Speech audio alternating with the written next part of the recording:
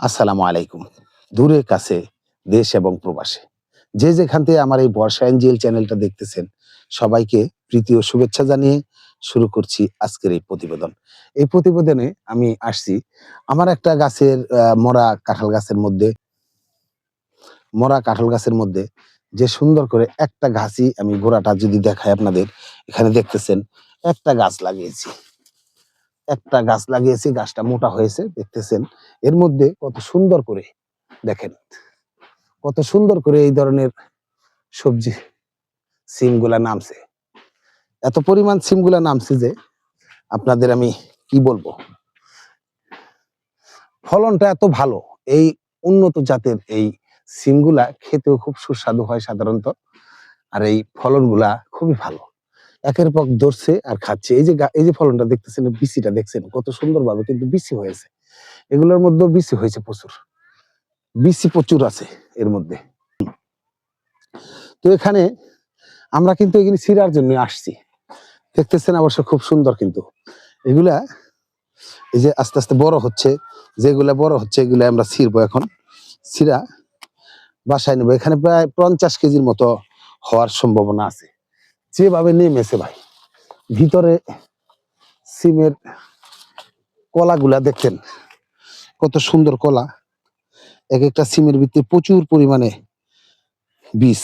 বীজগুলা খুব বড় হয়েছে। একটা সিমের থেকে বীজ যদি আপনাদের আমি খোলাই দেখাই, দেখেন বীজগুলা কিন্তু খুব বড় বড় হয়েছে। খুব বড় বড় বীজ। এই বীজগুলা দিয়ে ভাজি করে খাইলে খুবই সুস্বাদু। তো এই পরিমাণ গাছের যেভাবে আমাদের এখানে নেমেছে, আমরা যদি আর একটু কাছ থেকে আপনাদের দেখাই তাহলে আপনারা দেখতে পাবেন। দেখতেছেন কত সুন্দর।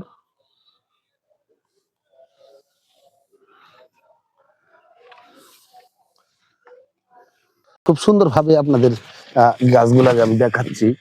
মূলত এখানে সবজির শেষ নেই। এই যে সবজিগুলা দেখতেছেন, আমি এগুলা ছিঁড়তে আসছি। এই যে যেভাবে আমি তুললাম না, এভাবে তোলার নিয়ম নাই। কারণ কি, এখান থেকে আবার এই সিমগুলো আসবে।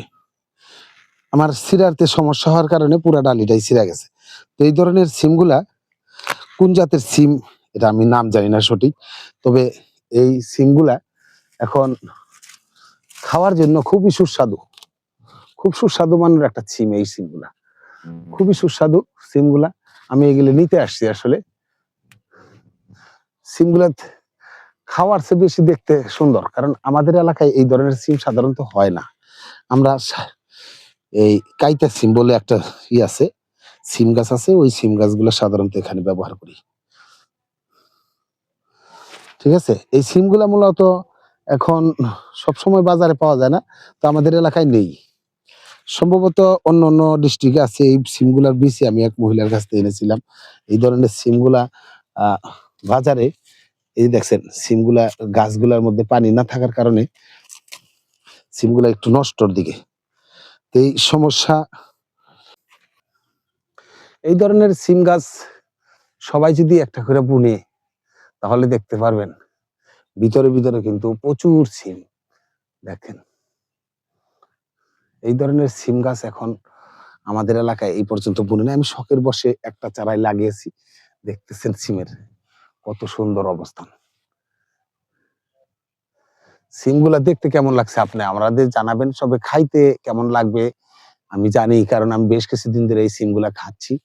আমার কাছে খুব ভালো লাগে। অন্যান্য সিমের তুলনায় এই সিম গাছের সিমগুলা মোটামুটি একটু ভালোর দিকে। খুব সুন্দর সিমগুলা। আপনারা দেখতে পাচ্ছেন এই মরা পরিত্যক্ত একটা গাছ, কাঁঠাল গাছ। মূলত এই কাঁঠাল গাছের মধ্যেই আমি এই সিম গাছটা লাগিয়েছি। উপরে যাবেন, উপরে দেখছেন আরো সুন্দর।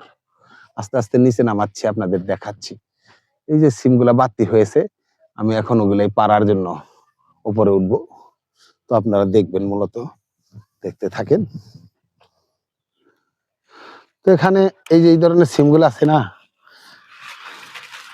এগুলা তুলতেছি।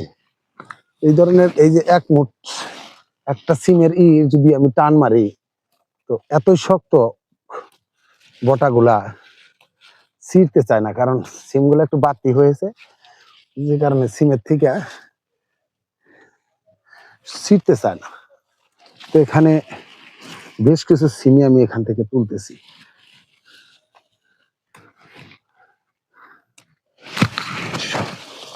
আত্মীয় স্বজনের বাসায় দেব,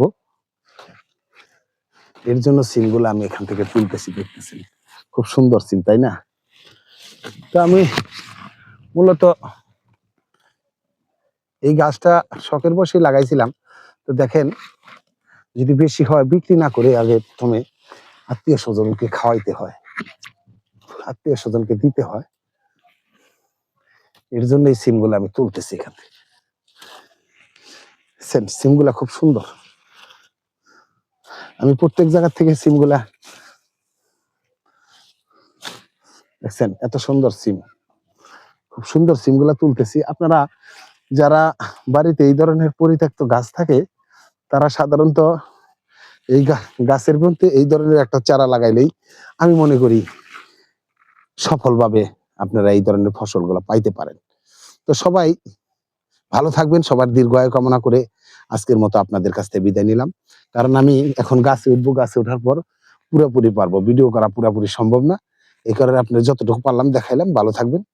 আসসালামু আলাইকুম ওয়া রাহমাতুল্লাহি ওয়া বারাকাতুহু।